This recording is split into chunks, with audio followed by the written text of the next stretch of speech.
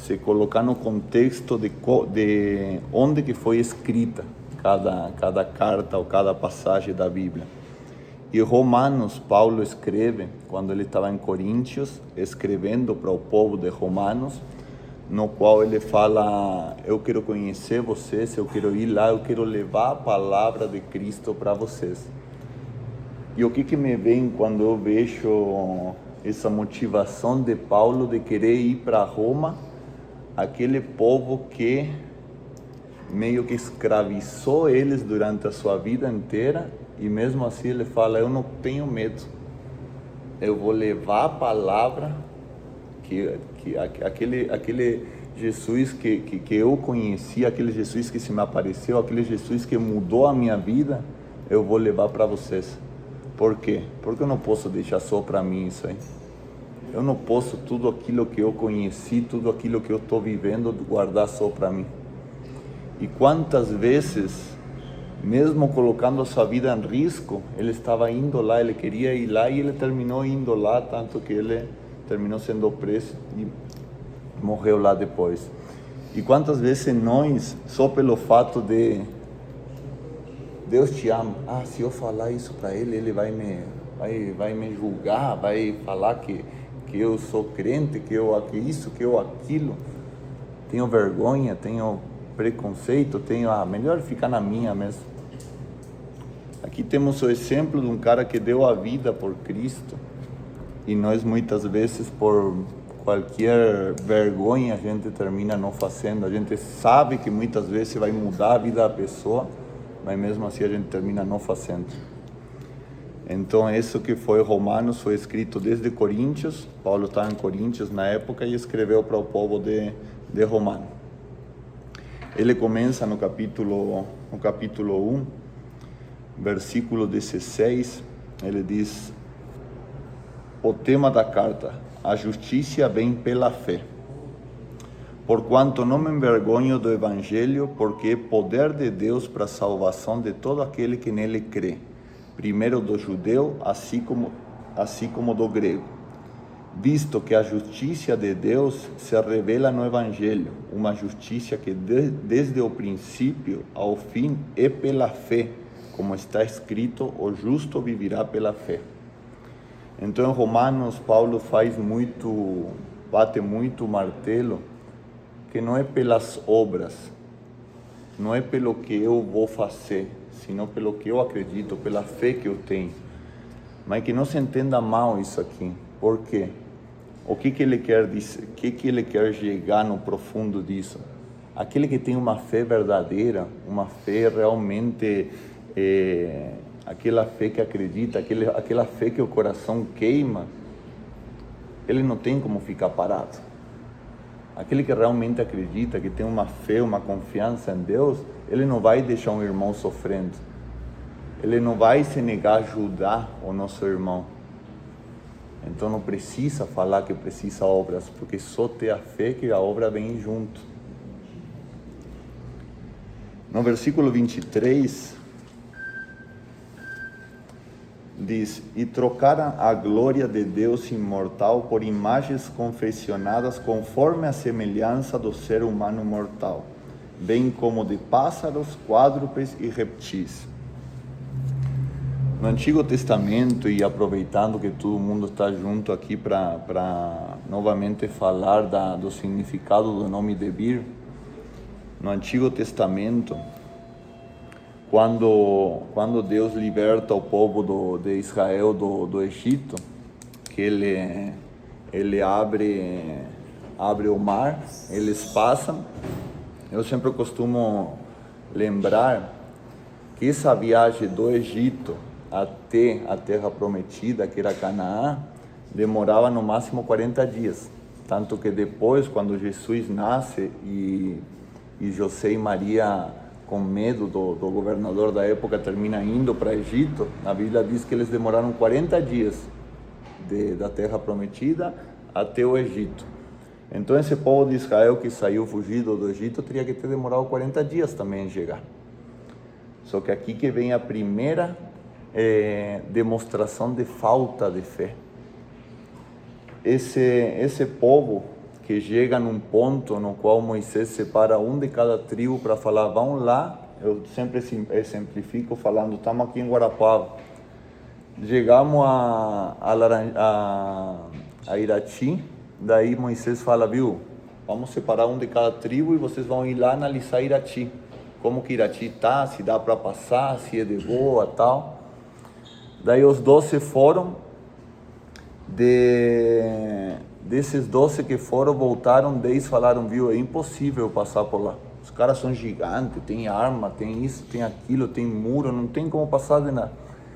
Aquele povo que faz dias atrás tinha visto que Deus tinha aberto oceanos para ele passar, agora estavam com medo de Irati. Eles não iam conseguir passar por Irati. Aí vem a primeira falta de fé. Perante tudo aquilo que Deus demonstrou, fez todas aquelas pragas para tirar eles do Egito, abriu o mar e agora tinha medo de passar por Irati. Só 2, Caleb e Josué, falaram que não. Vamos embora que a gente consegue passar.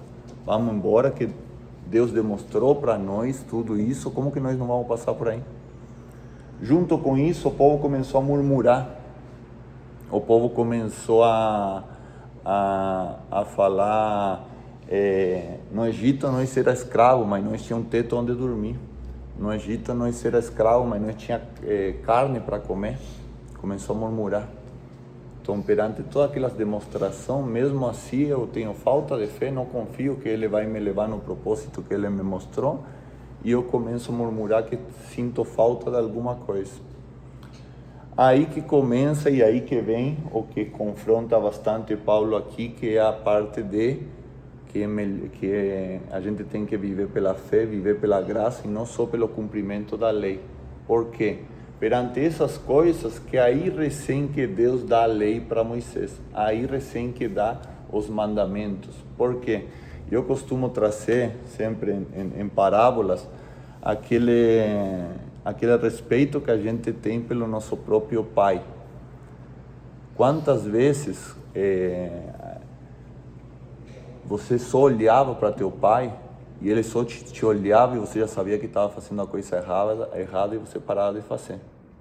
Então precisava estar escrito que você estava fazendo a coisa errada. Só com um olhar ele te olhava e você falava, tem que parar de fazer. Então antes da lei era assim. Tipo, eu sabia que estava fazendo a coisa errada, não precisava fazer. Até chegou uma hora que eu já não estava respeitando o olhar do meu pai. Meu pai me olhava e eu ia lá e fazia igual. Então eu tive que escrever. Isso aqui é errado. Pelas dúvidas, se você não está entendendo o meu olhar, isso aqui é errado. Aí que veio a lei.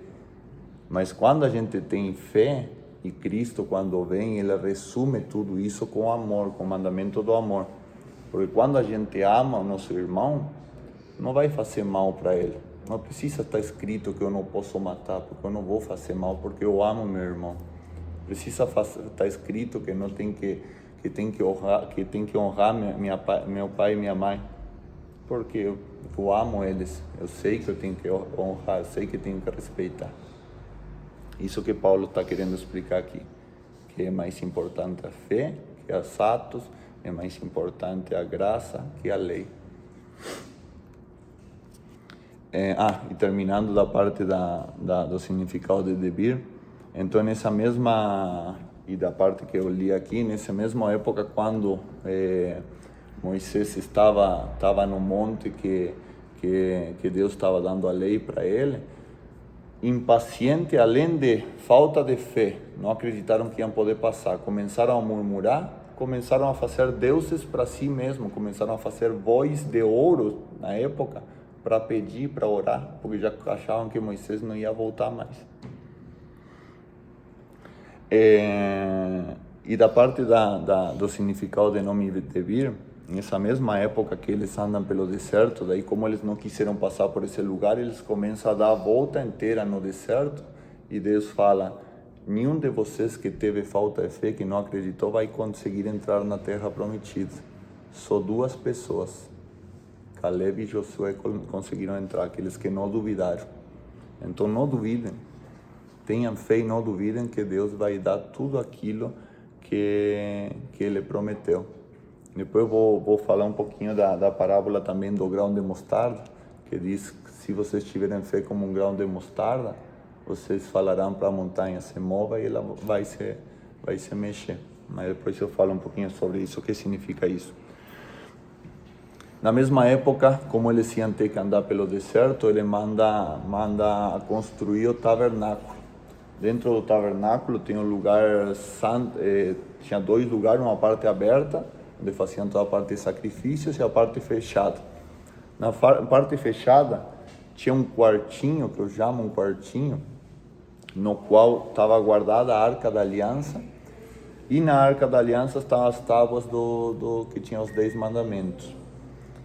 Nesse lugar só o sumo sacerdote podia entrar uma vez por ano, só uma vez por ano. Se mais alguém entrasse, ele era exterminado, diz a Bíblia. Esse quarto, onde estava a palavra de Deus, era o quarto de Deus. Era aquele quarto que só o sumo sacerdote podia entrar. E quando Jesus se entrega na cruz, diz que o véu se rasgou. Esse véu que se rasga é aquele véu que separava esse quarto do restante do tabernáculo. Quando a Bíblia diz que com a entrega de Jesus o véu se rasga, quer dizer que esse quarto está aberto, que agora nós temos livre acesso a Deus em qualquer lugar, em qualquer momento, a toda hora. Com a entrega a Jesus Cristo, aquele Cordeiro perfeito, nos deu livre acesso a Deus para nós poder conversar, para nós ter livre intimidade, que é o que Ele quer intimidade, quer que nós possamos contar com Ele, acreditar e ter fé nele. Esse quarto, que em muitas Bíblias é chamado de Santo dos Santos, tabernáculo, oráculo, na minha Bíblia é chamado de Debir, que é o nome da empresa, onde esse quarto de Deus é o nome da empresa de Deus, a empresa que foi dedicada a Deus. 2.7. Ele concederá a vida eterna aos que, perseverando em fazer o bem, buscam glória, honra e imortalidade. A gente sempre fala que a glória é dele. A gente não tem que se gloriar pelos nossos próprios atos, porque Ele que nos guia, Ele que nos permite, a glória sempre é dele. Então essa busca pela glória é a busca de Deus em todo momento. 3.3. Sendo assim, que importa se algum desses judeus foram infiéis? A infidelidade dele conseguirá anular a fidelidade de Deus? Então, nós fazer a coisa errada consegue anular essa fidelidade que Deus tem para nós? E a melhor forma de explicar essa parte, esse versículo aqui, é trazer a história de Oseias, o profeta Oseias. O profeta Oseias, Deus manda casar com uma mulher que era prostituta na época. E depois que ele casa, a mulher começa a trair ele. Daí Deus ia lá e falava para ele: vai lá e perdoa a tua mulher. A mulher foi lá, traiu, teve um filho com outro homem. Deus se foi lá e fala: perdoa, aceita a tua mulher novamente. Chegou um ponto que Oseias chegava na casa e a mulher estava com 2 homens deitados na cama dele. E Deus ia lá e falava: você perdoa essa mulher e aceita que essa mulher é tua. E ele chegava na casa e ele estava na cama com outro homem. E Deus novamente falava, até que chegou um ponto que falava: o que você sente? Por que você... Oseias fala para Deus: por que você está fazendo isso comigo? E Deus fala para ele: mas não é isso que vocês fazem comigo? Vocês não me traem o tempo inteiro? E eu perdoo vocês, e eu sou fiel a vocês? Vocês não são infiel comigo o tempo todo? O tempo todo vocês falam que vão mudar? O tempo todo vocês falam que vão começar a ser fiel, que vão começar a seguir meu caminho, e vocês me traem o tempo inteiro? E você não pode perdoar a tua mulher?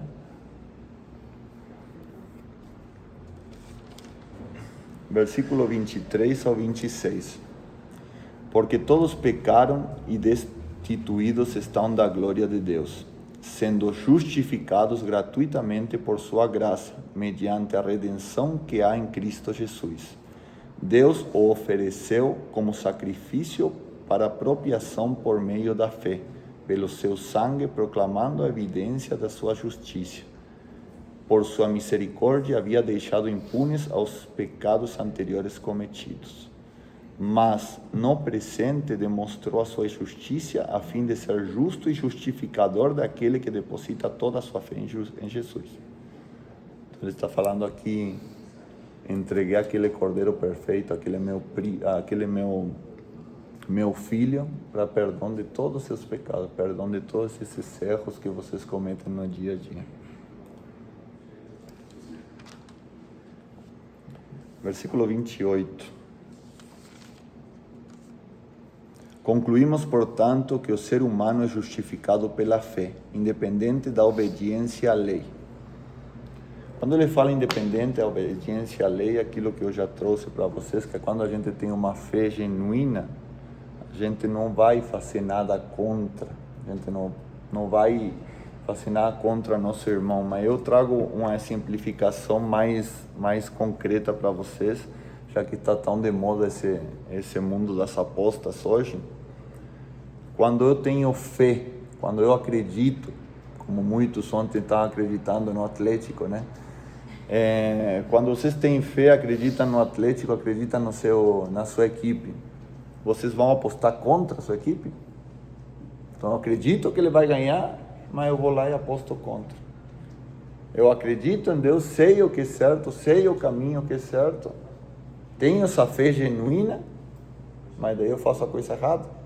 Se eu tenho essa fé genuína, não precisa de lei, porque eu sei que não vou fazer, porque eu estou olhando para meu pai e eu sei que com seu olhar ele está me falando que isso aí é errado. Capítulo 4, de 4 a 5. Ora, o salário daquele que trabalha não é considerado como favor, mas como dívida.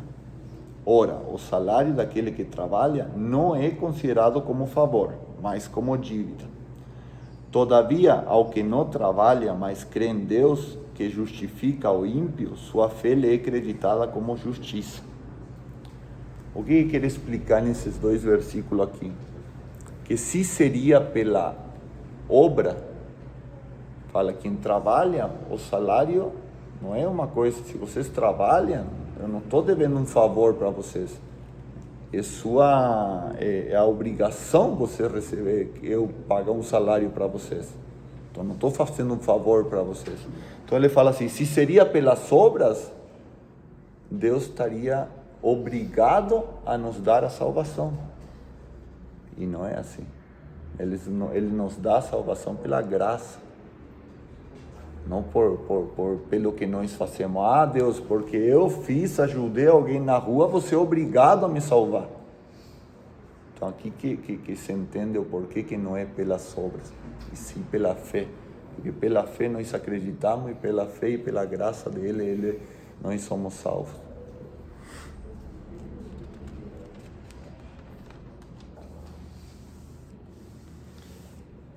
E hoje de manhã, quando eu estava preparando a palavra, eu orei bastante para Deus colocar as palavras na minha boca, na minha língua, para essas palavras poder chegar para vocês e fazer diferença, não só para vocês, senão vocês colocar em prática também. E é engraçado que eu já tinha preparado inteiro a parte e falei... Inclusive, acho que já estamos se excedendo. Vou contar essas duas partes para vocês e falei, coloque, veja o que eu precisar. E vindo para aqui, ele me trouxe um versículo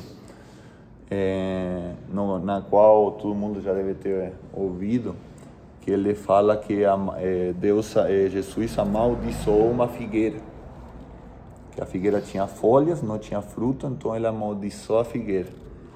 E se a gente entende o contexto, porque na mesma Bíblia diz que não era época de dar fruto, não era época da figueira dar frutos. Mas a figueira é uma árvore diferente, a diferença de outras, que muitas árvores, quando nasce a folha tem que morrer para depois aparecer o fruto, certo? Você vai, por exemplo, um girassol, em um milho, em uma soja, primeiro nasce a folha, morre, daí aparece o fruto, daí é colhido. A figueira não, a figueira nasce a folha junto com o fruto. Então, se numa figueira você vê folha, quer dizer que tem fruto. Então, isso que aconteceu. Jesus viu a folha, foi lá buscar o fruto, não tinha fruto. Por isso que amaldiçoou essa figueira que estava enganando o povo. Ele falava, tem fruto, mas ia lá e não tinha fruto. E o que ele quer dizer? Aqueles que aparentam, aqueles que só da aparência para fora querem mostrar que são cristãos, que têm uma religiosidade, que vão na igreja, que vão no culto, que vão na missa, mas por dentro o coração deles está apagado. Por dentro, quando alguém pede ajuda, eles não estão mais, não estão nem aí, não falam, não quero saber, eu sou eu e a individualidade e pronto. E a individualidade, ontem comentei com o Ricardo, inclusive isso, quantas vezes a gente chega num ponto de falar, não adianta explicar para meu irmão, não adianta eu pedir para ele fazer uma forma, não adianta eu pedir para fazer de outra forma, é melhor eu ir e eu fazer, porque eu sei que daí vai dar certo. E sempre que quando a gente acha que só nós podemos fazer, que só nós temos que fazer a coisa, não é Deus falando com nós. Porque Deus sempre vai falar, faça com teu irmão, capacite teu irmão, puxe teu irmão para junto, peça ajuda. Que sempre que a gente trabalhar, ele fala que onde tiver 2 ou mais orando, terá uma igreja. Então ele quer nós juntos, trabalhando juntos. E do grão de mostarda que eu falei antes para vocês, que ter fé como um grão de mostarda, daí poderá mover montanhas. Se a gente entender no contexto de como que foi falada essa parte, antes de Jesus falar isso, fala de que uma pessoa levou o filho para ele, que estava com um demônio dentro, e que nenhum dos seus discípulos conseguiu tirar o demônio de dentro. Daí Jesus fala para eles, homens de pouca fé.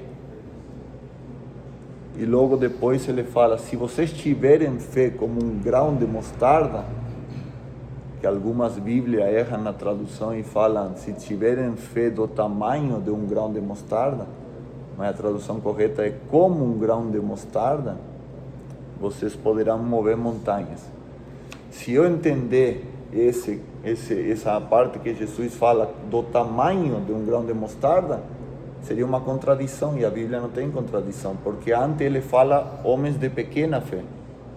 Então estão falando que tem fé, pequena fé, mas que não puderam expulsar o demônio. E depois fala que se teriam fé como do tamanho de um grão de mostarda, seria uma contradição. Então ele fala se tiverem fé como um grão de mostarda. O que quer dizer? O grão de mostarda é a menor entre as sementes. Se ninguém conhece, um grão de mostarda é uma semente muito pequena. Só que essa semente muito pequena gera a árvore maior. Da menor semente é onde sai aquela árvore que é maior que todas as outras árvores. Então ele fala, tenham fé como um grão de mostarda, aquela fé que começa pequena, mas aquela fé que cultivando ela todo dia, regando ela todo dia, cuidando dela todo dia, vai crescer e vai se transformar igual uma árvore de mostarda, que não existe maior. Então a nossa fé, a gente tem que ser cultivada todo dia. Não é só falar, eu acredito, eu tenho fé e pronto. Tem uma fé morta. O que Paulo traz em Romano, o principal que ele quer trazer aqui, é ter aquela fé viva, aquela fé que temos que cultivar todo dia, aquela fé que nós temos que trabalhar todo dia, para cada vez, como esse grão de mostarda, ir crescendo e crescendo e crescendo, até o momento de chegar de ser grande e poder dar sombra a todos aqueles que querem se proteger em nós, aqueles que confiam em nós, porque você vai lá embaixo de uma árvore para pegar sombra, porque você confia naquela árvore que não vai cair, que você vai estar protegido lá. Amém? Então eu desejo que cada um de vocês possa ir crescendo na fé e que essa fé verdadeira se transforme em atos, para que essa fé não fique só em vocês, para que vocês possam abençoar outras pessoas. Porque vocês como líderes precisam dar o exemplo. Vocês como líderes precisam ser fortes, precisam a gente falar uma coisa, fazer outra, a gente dá o exemplo para aqueles que nós estamos guiando. Eu sempre falo, eu quero ser o exemplo, eu quero com minha vida, como eu levo minha vida, como eu levo minha fé, quero ser exemplo para vocês. Mas se vocês no seu restaurante não são exemplos, não trazem para junto, para essa leitura da palavra, para cultivar a fé junto com os que trabalham com vocês, vai terminar que não vai ser propagado, porque como eu posso ter o melhor presidente, mas se o prefeito é ruim, quem faz a obra aqui na rua, quem coleta o lixo na cidade é o prefeito.